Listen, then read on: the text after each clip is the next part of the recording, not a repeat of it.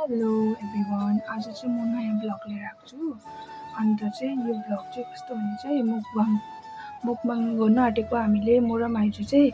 अन्त हेरिदिनुहोस् होला तपाईँहरूले। अन्त राम्रो त भएको छैन होला, तर पनि हेरिदिनुहोस् होला तपाईँहरूले होइन, कस्तो के हो होइन आजको ब्लग।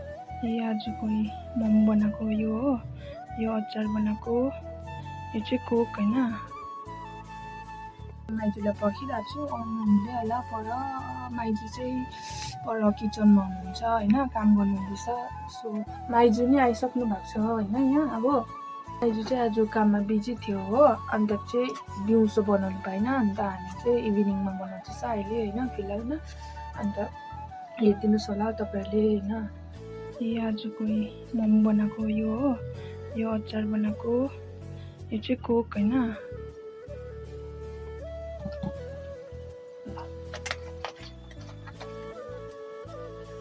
हाम्रो कोक पनि रेडी भइसकेको हो होइन। अब हामी चाहिँ खानु स्टार्ट गर्दैछौँ होइन, हेरिदिनुहोस् होला।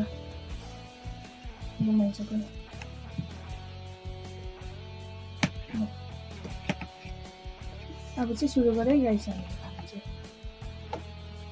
लु आज भान्जीले बनाएको छ, मजाले खाने सुरु गर्ने। आज अन्त कस्तो गरम भएर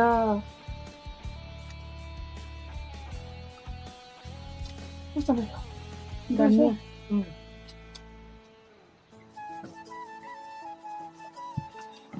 मोमो हो, यो कोक अन्त अचार दामी हुँदैन कम्बिनेसन।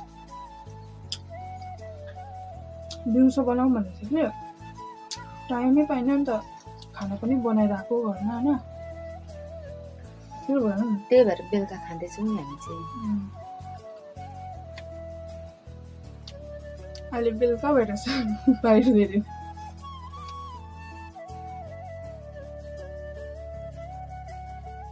हामी दुईजना मात्रै सँगै हुन्छ जहिले पनि होइन। अन्त माइजूसँग चाहिँ मजा लाग्छ नि त हाम्रो माइजूसँग।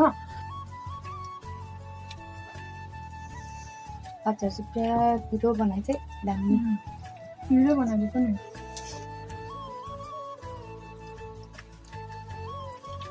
नाइस नाइस हाम्रो नितेश भाइलाई यत्रो बनाएको मैले भयो। नितेश चाहिँ बिचमा आएको थिएन, अन्त अब मतलब बनाएर आधीमा आएको थियो, अनि बेल्नु चाहिँ सकाइदियो भाइले होइन। हाम्रो नितेश भाइ पनि छ कि अलिक सरम गर्छ भिडियोमा आउने।